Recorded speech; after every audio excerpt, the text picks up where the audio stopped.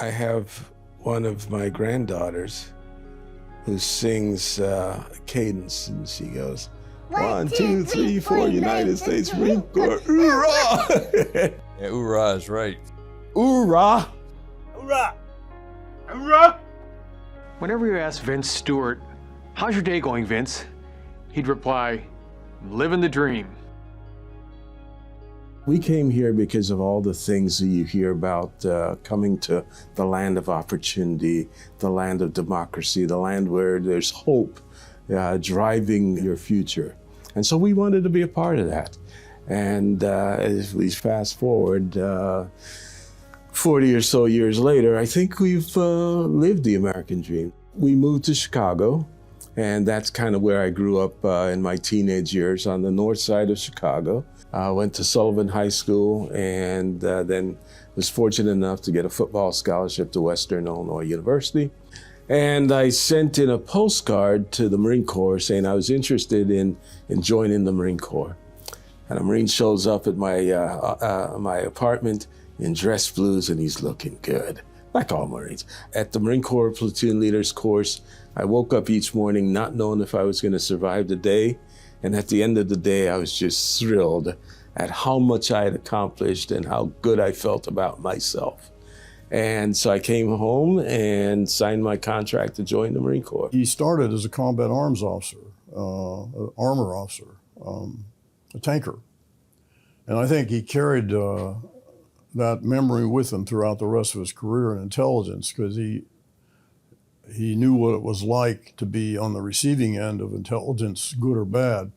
You know, one of the things we joke about in the Marine Corps is when one of the senior enlisted gunnery sergeant, master sergeant, sergeant major says to you as a senior officer, "Sir, with all due respect, you know that what's coming next is, this is the dumbest thing I have ever heard anybody try to do. Here it comes. What did I do now? What don't you like? What, tell me."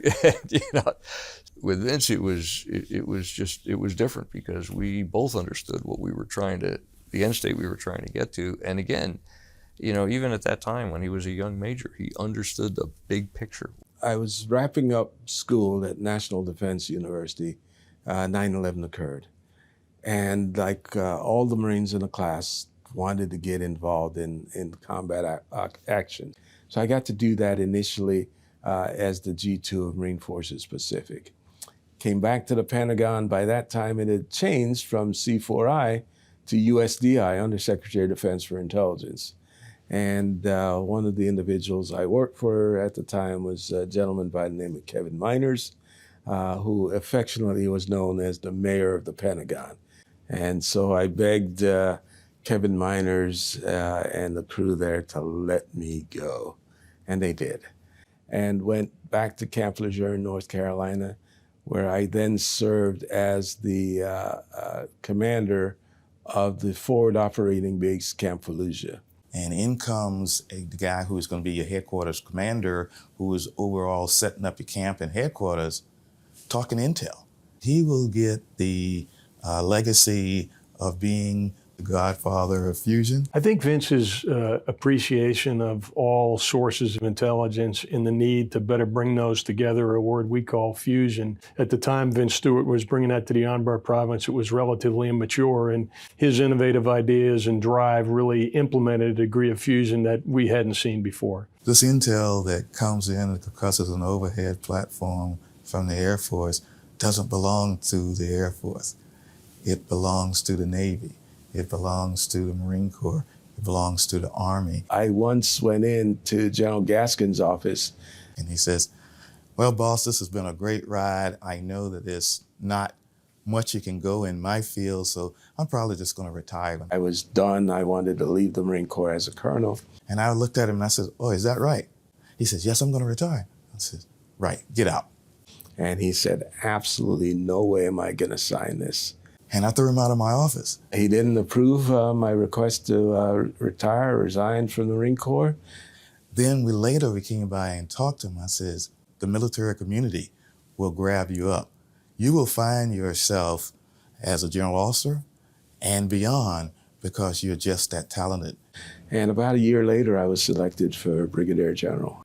Vince's leadership characteristics really came out when he became the Director of Intelligence at Headquarters Marine Corps. And he was driving some significant changes to the intelligence community. We were growing significantly. We'd grown the intelligence community by orders of magnitude from Desert Storm to where we were at this point.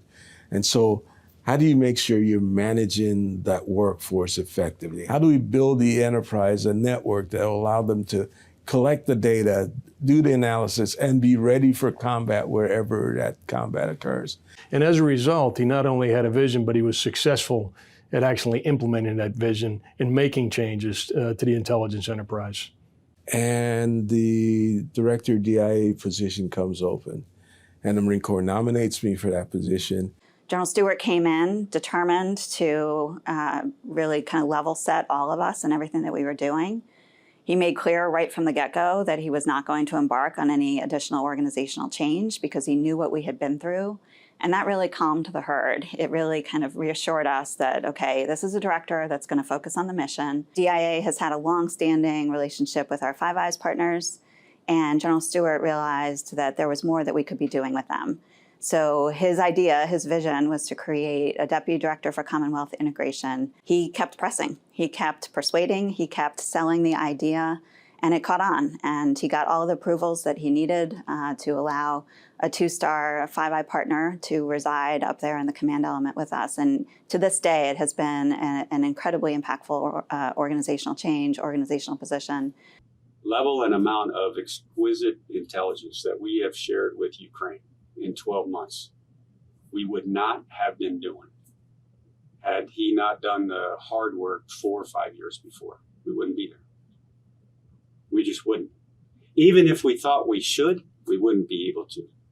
So a guy like Vince is not going to get credit because it looks like the last 12 months, look at all we were able to do.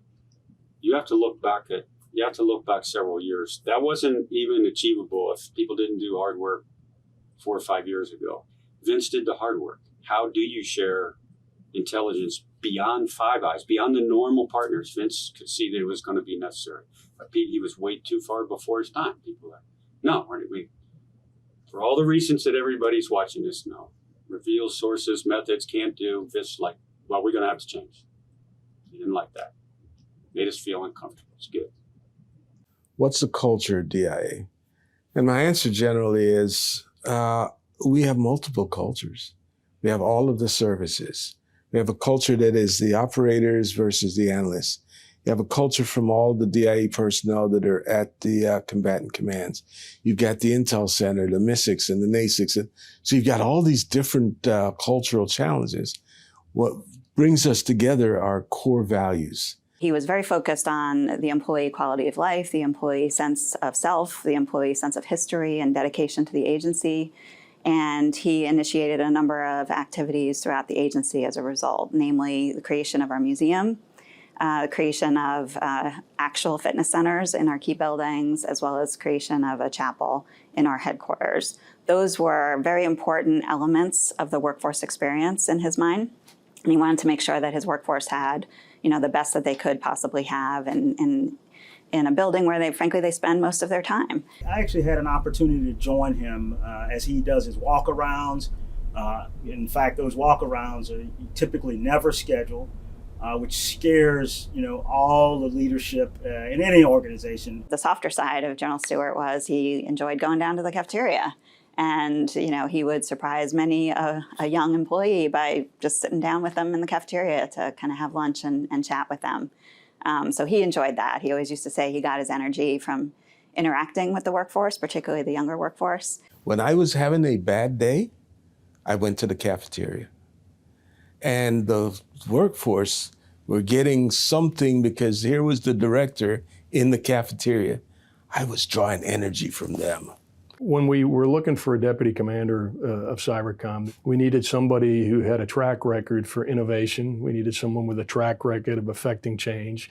And we needed someone, again, with the right skill sets to go up there. And I do remember calling him and saying, hey, Vince, this is what we'd like you to do. We'd like you to go up and become the deputy commander of Cybercom.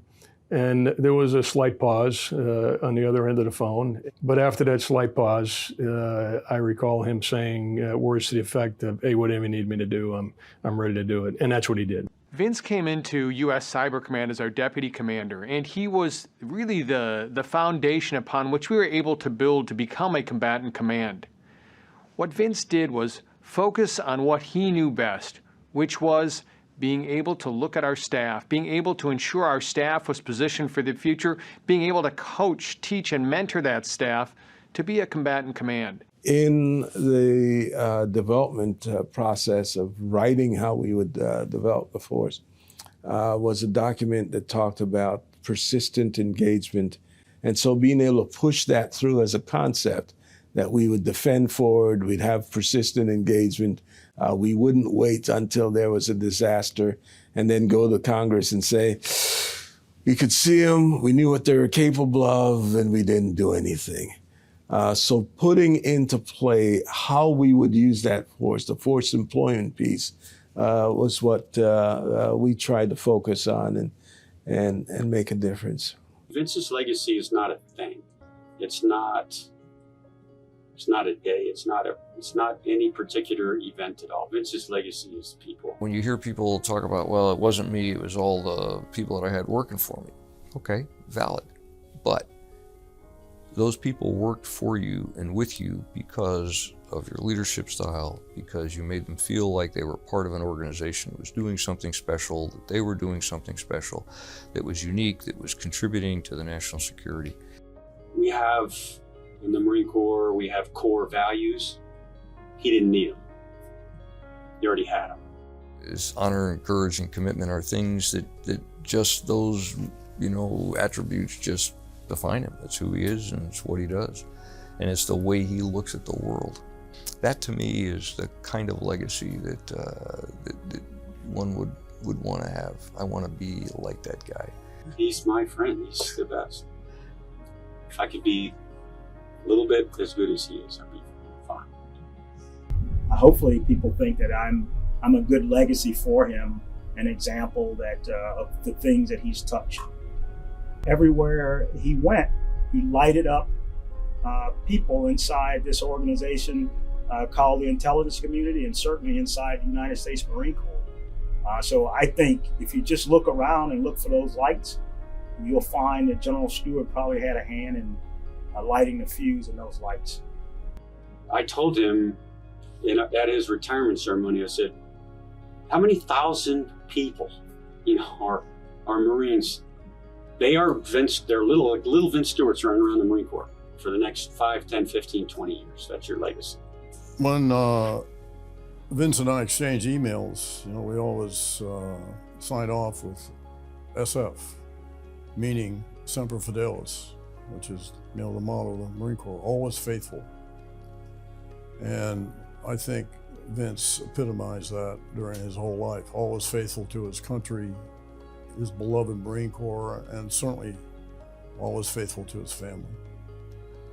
If you speak to Vince Stewart for more than a few minutes, you'll learn all about his family and how much time he spends with his family and how important Phyllis is to him as a partner, as an advisor, as a confidant, and he takes tremendous joy in his children and their families as well.